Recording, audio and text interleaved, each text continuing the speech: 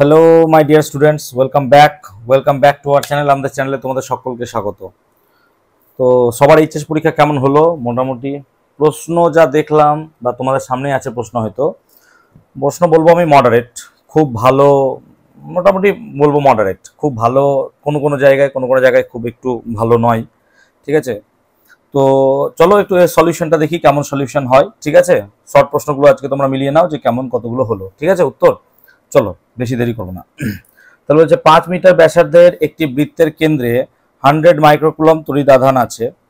একটি একক ধনাত্মক আধানকে একটি বৃত্তের পরিধি বরাবর, তাহলে দেখো বলছে এরকম একটা বৃত্ত আছে, বৃত্তের পরিধি বরাবর এখান থেকে এক পাক ঘোরালাম, তাহলে এক পাক প্রদক্ষিণ করাতে সম্পাদিত কার্য কত হবে? 0 জুল।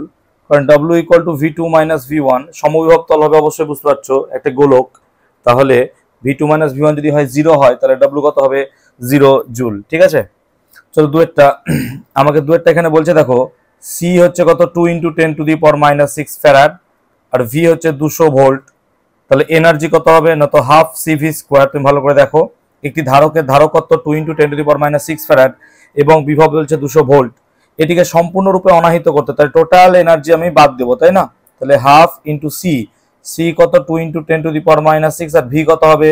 তাহলে 4 × 10⁻4, তাহলে 2 কাটলে পড়ে থাকে 4 × 10⁻², তার মানে 0.04 জুল। দেখো আমি এখানে তোমাদের শুধুমাত্র উত্তরই বলছি না, তার সঙ্গে সঙ্গে পুরো সলিউশন করে দেখাচ্ছি ইউটিউবে। জানি না এত তাড়াতাড়ি তুমি পাবে কিনা, পেয়ে গেলে তো খুবই ভালো, না পেলে অবশ্যই আমার চ্যানেলটাকে একটু সাবস্ক্রাইব করে দাও।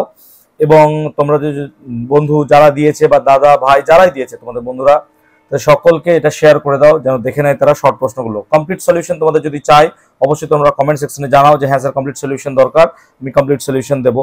তোমাদের সাজেশনস দিয়েছিলাম, সেই সাজেশনস থেকে কিছু কোয়েশ্চেন্স এসেছে, হ্যাঁ সত্যি কিছু কোয়েশ্চেন্স আসেনি। এইচএসে এটা খুব বলা ডিফিকাল্ট যে কোন কোয়েশ্চেন আসবে না আসবে, বাট যতটা পেরেছি চেষ্টা করেছি তোমাদের জন্য, ঠিক আছে? চলো পরেরটা শুরু করি। বলছে 100° সি উষ্ণতা একটি বাল্বের ফিলামেন্টের রোধ 100 ওহম, আর কত উষ্ণতায় হবে? 200 ওহম। তাহলে ফর্মুলাটা হচ্ছে আমার কাছে R2/R1 ইকুয়াল টু কত হবে? 1 + α T2/1 + α T1। তো লজিক্যালি এখান থেকে যদি ফর্মুলা তুমি নাও তাহলে দেখো হচ্ছে 200/100 সমান 1 + 0.005 ইন্টু কত হচ্ছে? T2 আমাকে বার করতে হবে, আর 1 +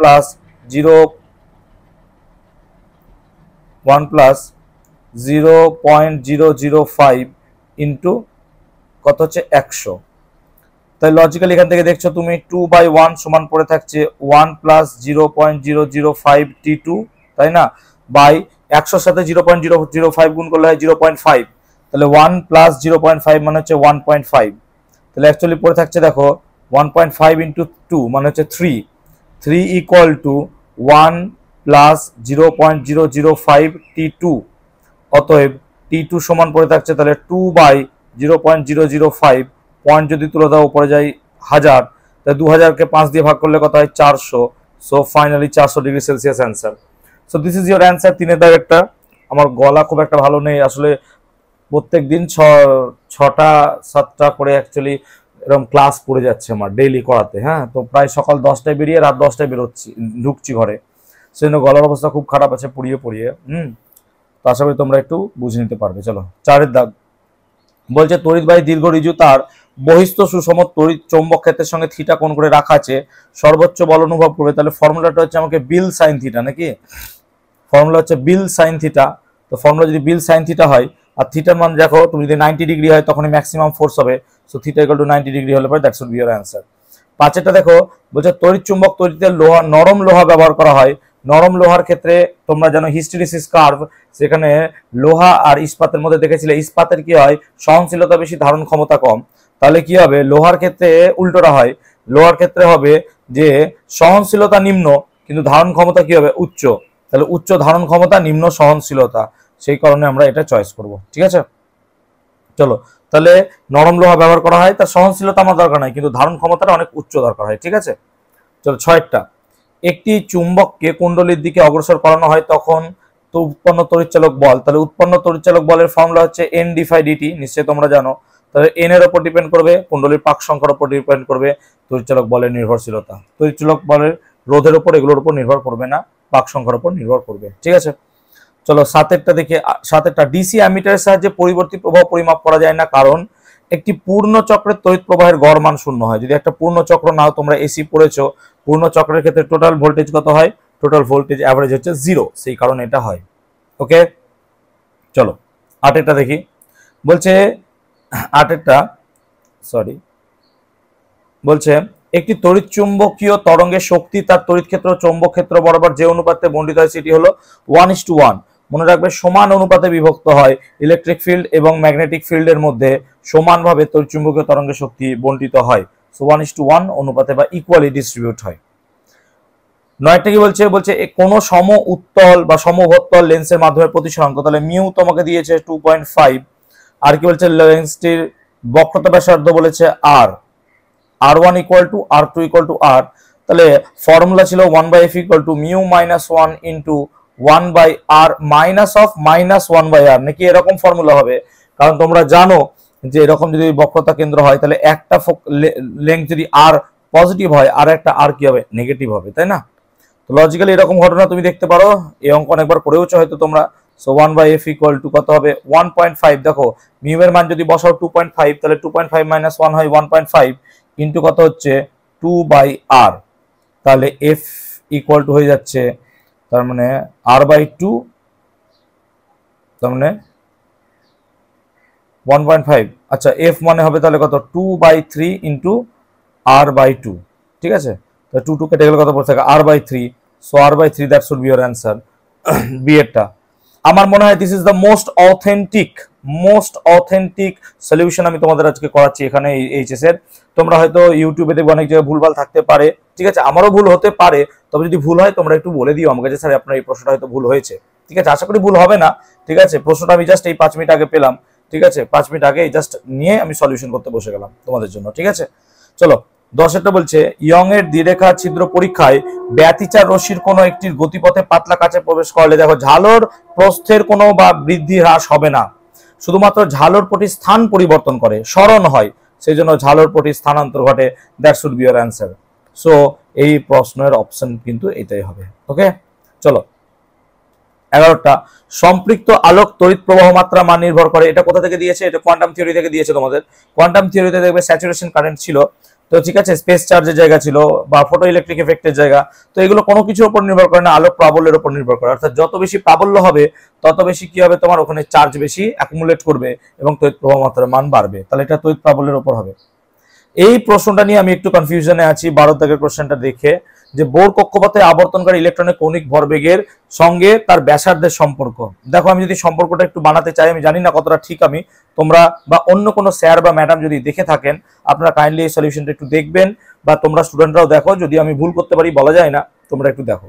আমরা জানি কি না, তো mvr ইকুয়াল টু হচ্ছে nh/2π, তাই না? mvr equal to nh/2π। আবার দেখো তোমরা জানো যে rn is proportional to n square, তাহলে অ্যাকচুয়ালি n প্রপোর্শনাল টু কত হয়? rn to the power half, তাই তো হওয়া উচিত, n proportional to rn to the power half. তাহলে আমরা জানি l ইকুয়াল টু nh/2π, যদি তাই হয় তাহলে l equals proportional to n, তাহলে l প্রপোর্শনাল টু কত হওয়া উচিত? rn to the power half. এখানে কোনো জায়গায় সেই অপশনটা নেই, এখানে কোনো জায়গায় সেই অপশনটা নেই। তাহলে এটা একটা সলিউশন হতে পারতো। আপনারা স্যার বা ম্যাডাম প্লিজ কাইন্ডলি আপনারা যদি কেউ দেখে থাকেন, বা তোমরা স্টুডেন্ট যারা হয়তো বলছো, তারা সলিউশনটা একবার দেখো, হয়তো আমি ভুল করতেও পারি। যদি ভুল না হয় তাহলে তো কোনো ব্যাপারই নাই, ঠিক আছে? আরেকটা কি হতে পারে দেখো না, তো আমরা জানি স্যার আই ওমেগা এটাকে বলা হয় অ্যাঙ্গুলার মোমেন্টাম, আর ওমেগা মানে আই মানে হচ্ছে mr স্কোয়ার। তাহলে অ্যাকচুয়ালি দেখো এল হচ্ছে আই ইকুয়াল টু কত? ওমেগা। আর ওমেগা আর ভি যদি দেখো তুমি, তাহলে আই মানে যদি mr স্কোয়ার হয় তাহলে mr স্কোয়ার ওমেগা। একটা অ্যাঙ্গুলার মোমেন্টামের ক্ষেত্রে ওমেগা কৌণিক বেগ সবসময় কনস্ট্যান্টই থাকে যখন সে ইলেকট্রনটা ঘুরছে, আর এম তো কনস্ট্যান্টই থাকবে। তাহলে L proportional to R square আমি চয়েস এখানে করতে পারি। So L proportional R square, আমার মনে হয় এটাই অথেন্টিক হওয়া উচিত, L proportional to R square. But এখানে আমাকে এটা দিয়ে রেখেছে, বাট আমার কিছু করার নাই। আবার দেখো এল মানে হচ্ছে এম ভি আর, ঠিক আছে?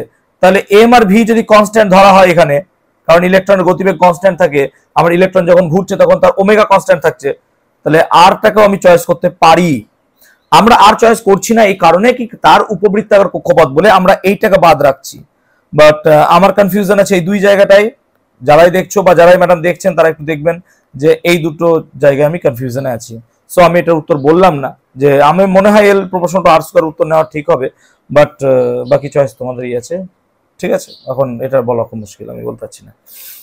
চলো 13টা দেখি।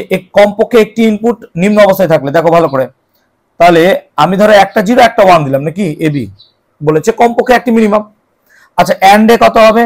এন্ড এ তো 0ই হবে, তাহলে এন্ড নেব না আমরা, আমাকে উচ্চ থাকতে হবে। আচ্ছা অর এ কত হবে? দেখো অর এ হাই হবে। অর মানে যে কোনো একটা বেশি হলে পরেই তোমার কি হচ্ছে, একটা হাই হবে। ঠিক আছে, কমপক্ষে একটা ইনপুট নিম্ন অবস্থায় থাকলো, আর একটা তো হাই থাকবেই। ঠিক আছে, তাহলে কমপক্ষে একটি ইনপুট, আবার দুটোই যদি 0 হয়ে যায় তাহলেও সমস্যা। দেখো কেন, যে এ বি যদি দুটোই 0 হয়ে যায়, কমপক্ষে একটি ইনপুট, কমপক্ষে বলে রেখেছে কথাটা, তখন আবার অর কত হচ্ছে, অর 0 হয়ে যাচ্ছে। তুমি যদি নরে আসো, তাহলে নরের ক্ষেত্রে দেখো কি হচ্ছে, যদি দুটোই 0 হয় তাহলে নরের ক্ষেত্রে সেটা হয়ে যাবে 1, নরের ক্ষেত্রে সেটা হয়ে যাবে 1। আর যদি দুটো ইনপুটই 0 হয়ে যায়, তাহলে এখানে কমপক্ষে একটি ইনপুট বলেছে, মানে এখানে বলা উচিত ছিল যে একটা ইনপুটই যদি 0 হয়। কমপক্ষে একটি ইনপুট মানে দুটো ইনপুটও 0 হতে পারে, কমপক্ষে একটি ইনপুট।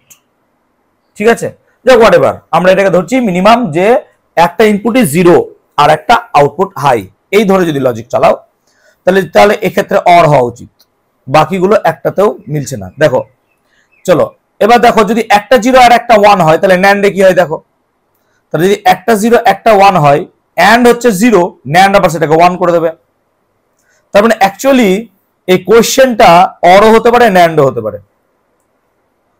লজিকটা বোঝাতে পারলাম? কোশ্চেনটা কি বলছে, লজিকটা বোঝাতে পারলাম না? বোঝাতে পারলাম না? ক্লিয়ারলি বোঝো।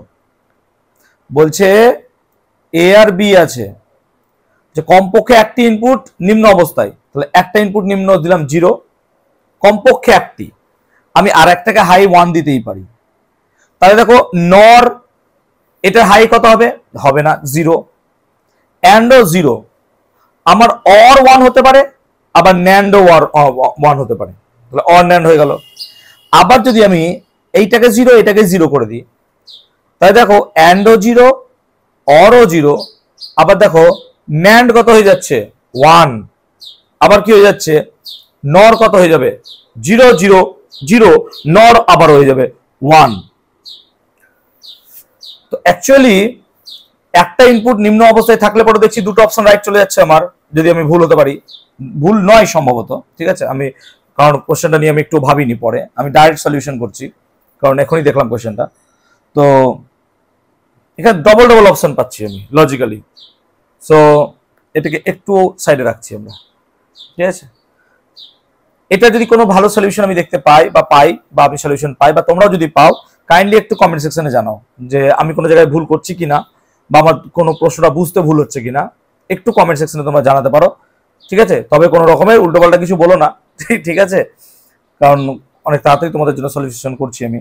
লজিকটা আশা করি বোঝাতে পেরেছি আমি, যে কি বলতে চাইছি আমি, যে 0 1 হলে পরে দেখো অর যদি 0 হয় তোমার সিম্পল নর হাই হবে, আবার যদি অ্যান্ড 0 হয় ন্যান্ড তোমার হাই হবে।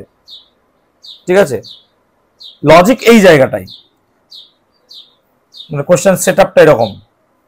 আচ্ছা, যে প্রক্রিয়ায় বাহক তরঙ্গের বিস্তার তথ্য সংকেতের তাৎক্ষণিক বিস্তারের সাথে সমানুপাতিক করা হয় তা হলো, না বিস্তার মডুলেশন হবে সম্ভবত, বিস্তার মডুলেশনের ক্ষেত্রে এরকম হয়। ঠিক আছে, বিস্তারগুলো একই থাকায় ফ্রিকোয়েন্সিটাকে একটু আলাদা করে দেওয়া হয়।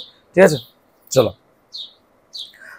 আচ্ছা, একটি কিউ আধানগ্রস্ত কণিকা বি প্রাবল্যের চৌম্বক ক্ষেত্রের সঙ্গে থিটা কোণ করে ভি বেগে গতিশীল, কণাটি কি পরিমাণ বল অনুভব করছে, তাহলে F equal to Lorentz force অনুযায়ী B Q V sine theta, নাকি B Q V sine theta.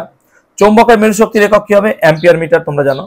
তড়িৎ বর্তনীতে আলো নেভানোর সময় সুইচের স্ফুলিঙ্গ উৎপন্ন হয় কেন, কারণ লিপ করে, অ্যাকচুয়ালি কারেন্ট এক কন্ট্যাক্ট থেকে আরেক কন্ট্যাক্টে লিপ করে, লিপ মানে জাম্প করে, যেতে চাই, ওই যেতে চাওয়ার জন্যই তার কি হয়, স্পার্কিং শুরু হয় বা এরকম স্ফুলিঙ্গের সৃষ্টি হয়। একটি রেখা উৎস থেকে উৎপন্ন তরঙ্গের আকৃতি কেমন হবে, সিলিন্ড্রিক্যাল, যে একটা লিনিয়ার থেকে হয় সেগুলো সিলিন্ড্রিক্যাল হবে, বা চৌম্বকাকার কেন, চোঙাকার হবে, সিলিন্ড্রিক্যাল। এটি সমতলীয় সমবর্তিত তড়িৎ চুম্বকের তরঙ্গ ক্ষেত্রে কোন তলটিকে সমবর্তিত তল বলা হয়, সমতলীয় সমবর্তিত মানে ই ভেক্টরটাকে এরকম ভাবে কাঁপবে, ই ভেক্টর, তাহলে সমতলটাকে কি বলবো, যে প্লেন বরাবর বি ভেক্টর থাকবে, অ্যাকচুয়ালি থাকবে না, তাহলে ই ভেক্টর তল, ই ভেক্টর যেভাবে কাঁপছে তার সঙ্গে পারপেন্ডিকুলার যে প্লেনটা পাবে সেটাকে তুমি সমবর্তী সমতল বলতে পারো, ঠিক আছে। আর কম্পন তল কোনটা হবে না, তো ই ভেক্টরের সঙ্গে প্যারালাল যেটা হবে। ট্রানজিস্টরের ভূমি অংশে কম অশুদ্ধ পরমাণু দ্বারা ডোপিং এবং পাতলা করা হয় কেন? কারণ ট্রানজিস্টরের ক্ষেত্রে যদি বেস এটা হয়, এটা ধরো তোমার হচ্ছে এমিটার, এটা যদি হয় কালেক্টর, তাহলে এমিটার থেকে যাতে সহজে তোমার হোল বা ইলেকট্রন নির্গত হয়ে কালেক্টরে পৌঁছাতে পারে, এখানে যে অপোজিট চার্জগুলো থাকবে সেই অপোজিট চার্জের সাথে যাতে সেগুলো ডিমিনিশ না হয়ে যায় বা রিকম্বিনেশন না হয়ে যায়। এই রিকম্বিনেশন বা ডিমিনিশ না হওয়ার কারণে বা না হতে দেওয়ার জন্য আমরা বেসটাকে কি রাখবো, পাতলা রাখবো। তারপর বলছে সাধারণ ভূমি অথবা সাধারণ নিঃসারক ট্রানজিস্টরের মধ্যে বিবর্ধক রূপে তুমি কোনটি ব্যবহার করবে? আমি অবশ্যই সাধারণ নিঃসারক কমন এমিটারকে ব্যবহার করব। কেন? কারণ কমন এমিটারের ক্ষেত্রে আউটপুট ভোল্টেজের দশা ইনপুট ভোল্টেজের দশার বিপরীত হবে। কথাটা ভালো করে মনে রাখবে, আউটপুট ভোল্টেজের দশা ইনপুট ভোল্টেজের দশার বিপরীত হয়। এই কারণে আমার সাধারণ নিঃসারক ট্রানজিস্টরের মধ্যে ব্যবহার করাটা বেশি বেটার হবে। তো আই গেস এই কোশ্চেনগুলো শর্ট প্রশ্ন তোমাদের আমি আলোচনা করে দিলাম, তোমাদের ভালো লাগলো কোশ্চেনগুলো। দু একটা কোশ্চেন নিয়ে আমি একটু ডাউটফুল আছি, কোশ্চেনগুলো একটু দেখবো, আমি পরে যদি সলিউশন পাই আমি আবার আপডেট করে দেবো তোমাদের, ঠিক আছে। তোমরা সলিউশনগুলো দেখো, ঠিক আছে। অ্যান্ড যদি কমপ্লিট সলিউশন চাও এটার পুরোটা, ঠিক আছে, এই মুহূর্তে তো সময় হচ্ছে না আমার, একটু পরে ব্যাচ আছে আমার, তো তোমরা আমি সলিউশনটা করে দেবো, ঠিক আছে। আবার পরে কোনো একটা ভিডিওর সঙ্গে দেখা হবে। সকলে একটু জানাও কেমন পরীক্ষা হলো। মোটামুটি কোশ্চেন আমার মডারেট মনে হলো, আলো থেকে কিছু কিছু জায়গায় কোশ্চেন দেওয়ার উচিত ছিল, সেগুলো হয়তো একটু স্কিপ করে গেছে, বাট চলতরিৎ বলো বা ইউনিট 1 ইউনিট 2 এগুলো থেকে খুব ভালো কোশ্চেন দিয়েছে। ইনফ্যাক্ট কোয়ান্টাম থিওরি থেকেও কোশ্চেন খুব ভালো, অ্যাটমিক থেকেও ভালো, এগুলো থেকে ভালো কোশ্চেন এসছে। মোটামুটি কোশ্চেন ব্রড গুলো আমার খুব একটা খারাপ লাগলো না, বাট আমার মনে হয় লাইটের জায়গাটা একটু আলাদা, আর কোনো কোনো জায়গায় একটু আমার মনে হয়েছে কোশ্চেনগুলো একটু ভালো হলে বেটার হতো। আদারওয়াইজ কোশ্চেন তো এখানে ভালো খারাপের কিছু বিবেচনা করা যায় না, যার যেমন প্রিপারেশন সেরকম দিয়েছো, ঠিক আছে। আবার কোনো একটা ভিডিওতে সকলের সাথে দেখা হবে। সকলেই ভালো থাকো, সুস্থ থাকো, টাটা।